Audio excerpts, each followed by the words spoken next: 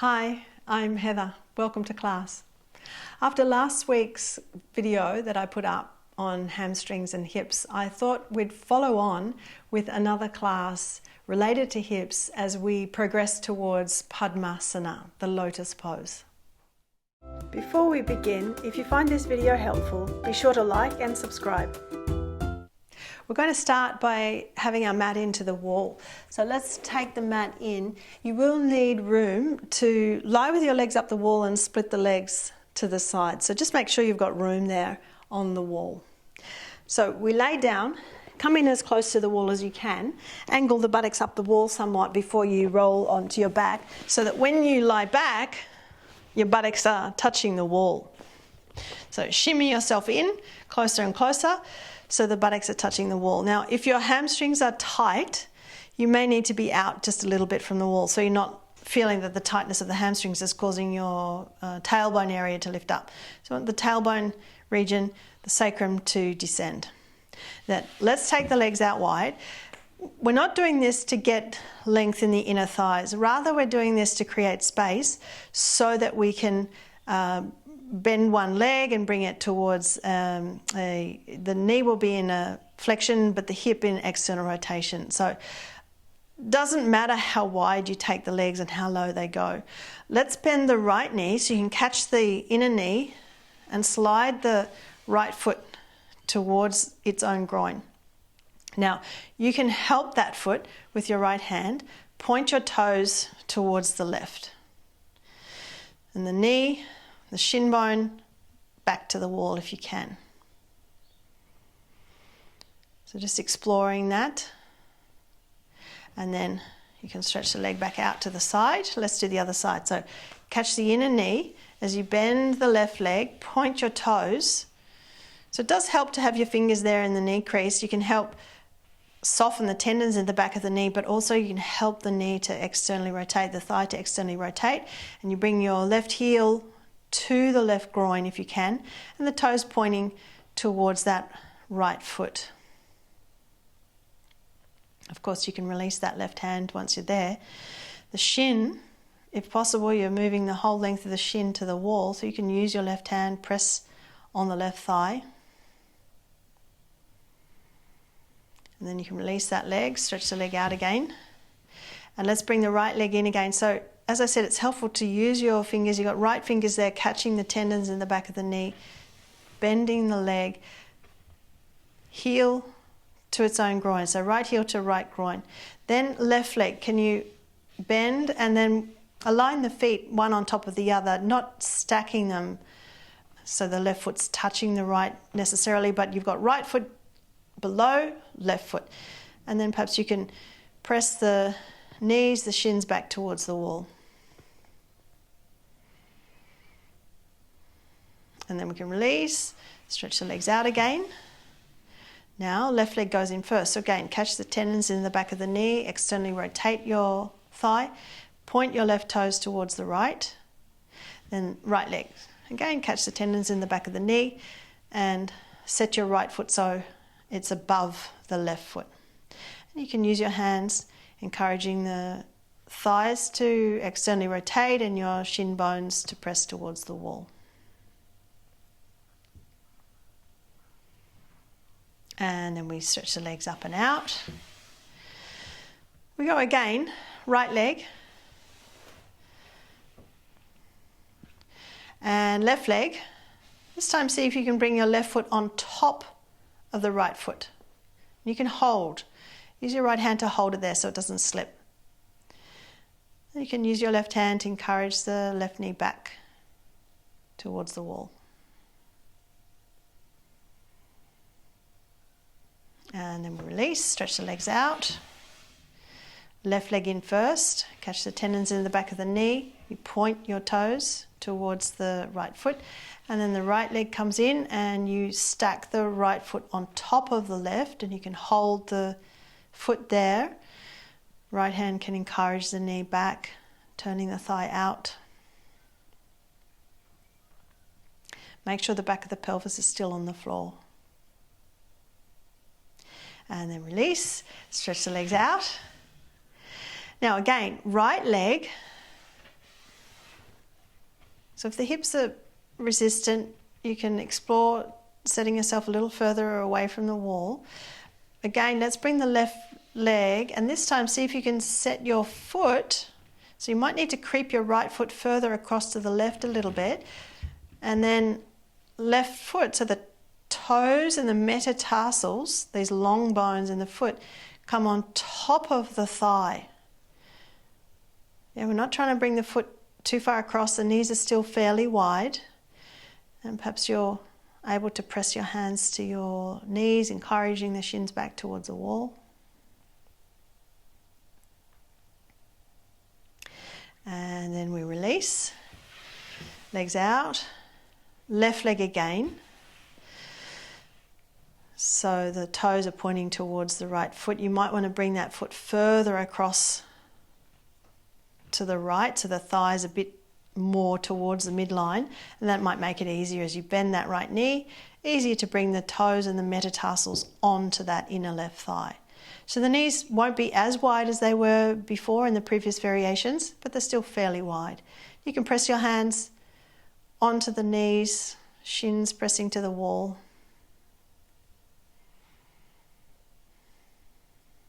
And then again we release, stretch the legs out. Once more, right leg in. Bring your knee further up. And then left leg. This time we're going to see if we can bring the foot further across. So from the toes to the metatarsals more towards the ankle, bring your leg further across. So now the knees are narrower. So now I'm trying to get more the top of the foot and towards the ankle over that right thigh. And again, you might like to press on the knees, encouraging the shin bones towards the wall. Make sure there's no pressure in your left knee particularly. We want the movement to stem from the hip. Yeah, so if the hip is not pliable enough, the knee might want to try and be pliable, but that's where you've got to be very careful. So you don't want to injure your knees. Let's release and stretch the legs out. Left leg in first, and then bring your knee further upwards so your toes can really tuck behind that right thigh.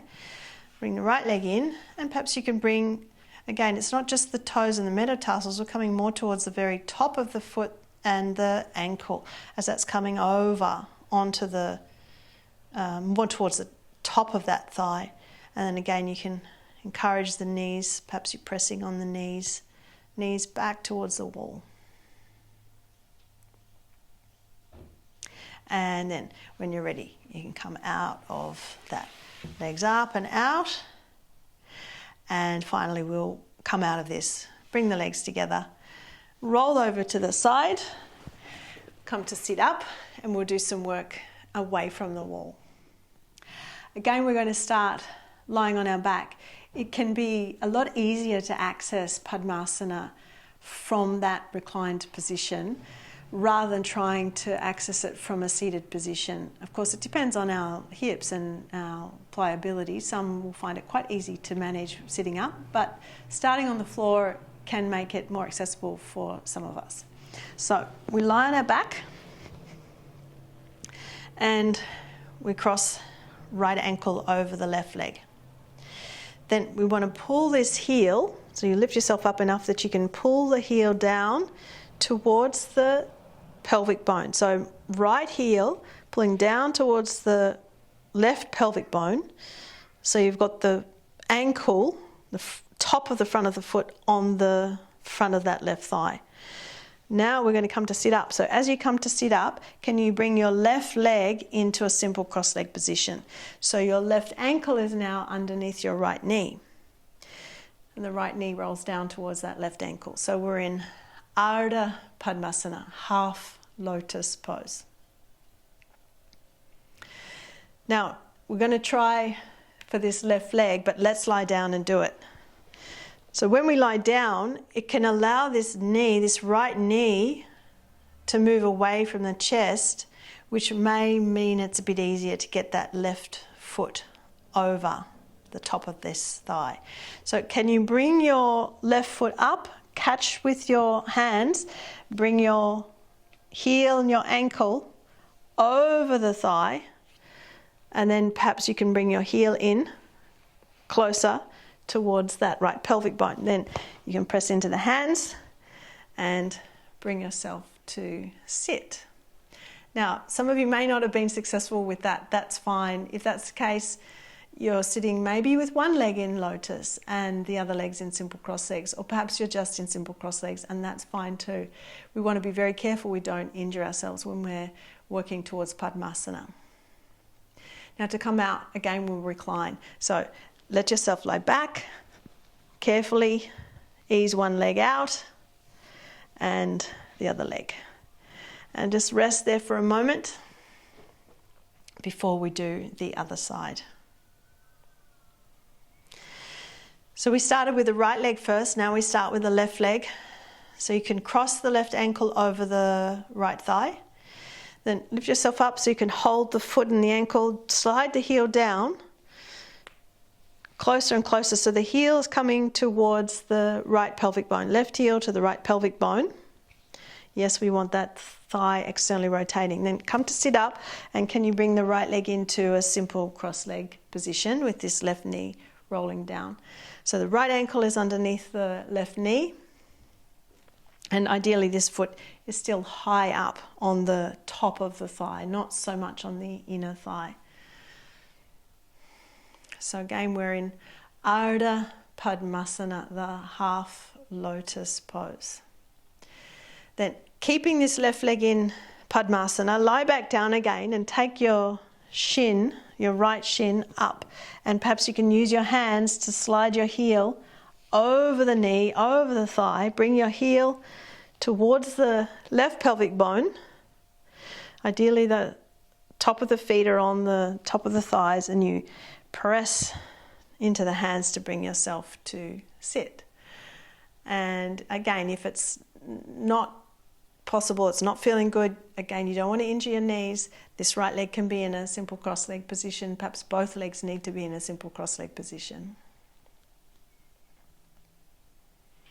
Then when you're ready, we lie back again, and we can carefully ease one leg out, ease the other leg out, and stretch the legs along the floor to rest there. Relax the hips, relax the thighs.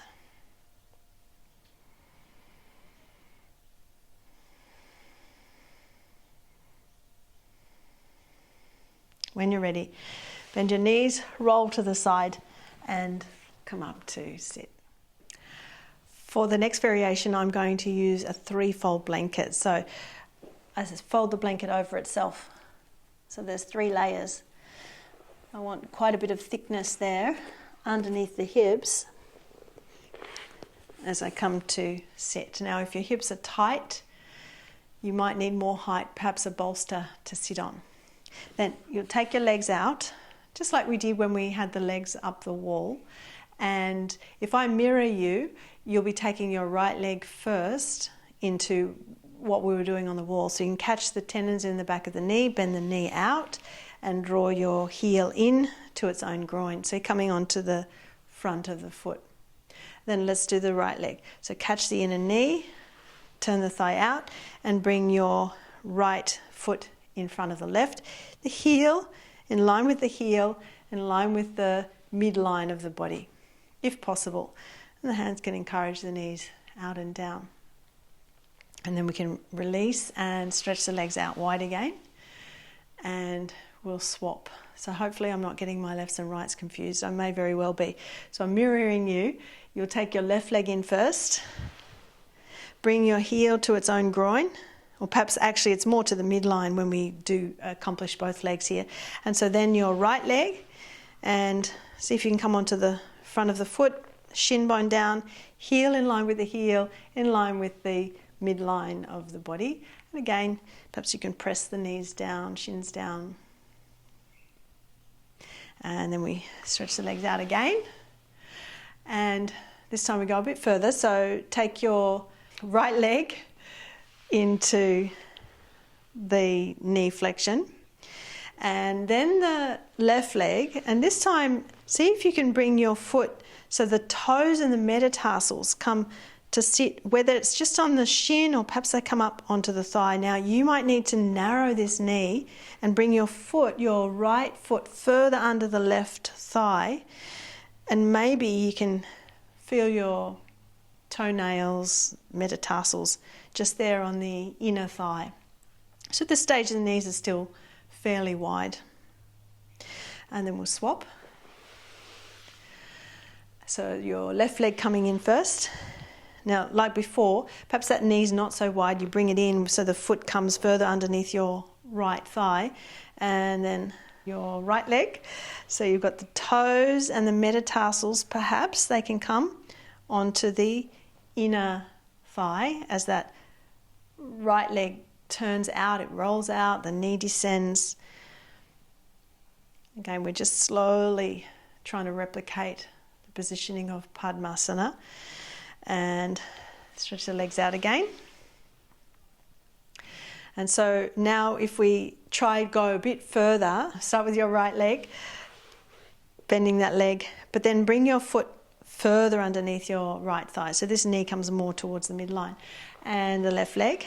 Now perhaps this foot, this heel can come over, and you can bring more of the top of the foot and the ankle onto the inner and upper thigh, knee down. So now you'll note the knees are a bit narrower than before. And swap. So now the left leg. This foot can go underneath your right thigh so the knee can come further across, more towards that midline. And left leg.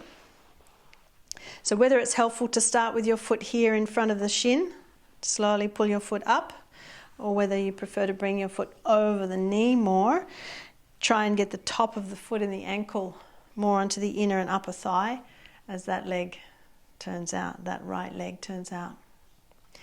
And then release, stretch out. And we do one more variation. So right leg in.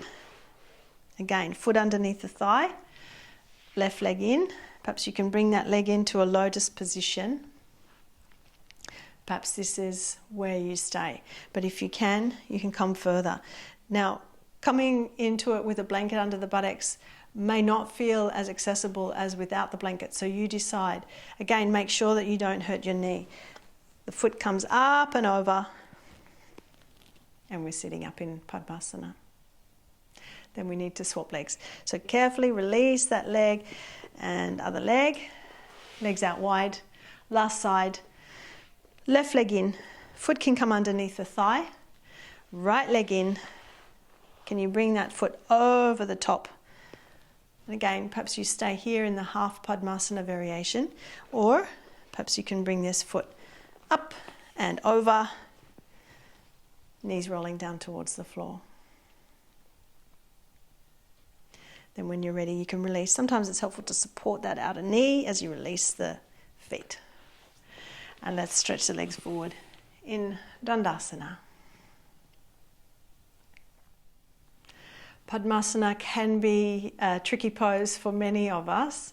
As I mentioned in the class, really be careful of your knees, because if the hips don't have give, your knees might give, and we don't want the knees to give. Let me know how you go with this. Let me know what you feel is accessible, what is tricky for you, down in the comments below. If you enjoy practicing with me, I have got an extensive video library on my website, heatherkitchenyoga.com.au. There are over 400 full-length classes in that video library, and I invite you to start your subscription with a 7-day free trial. That's it for today. Thanks for joining me. For more in-depth teaching, check out the video library on my website, heatherkitchenyoga.com.au. The link is in the description box below.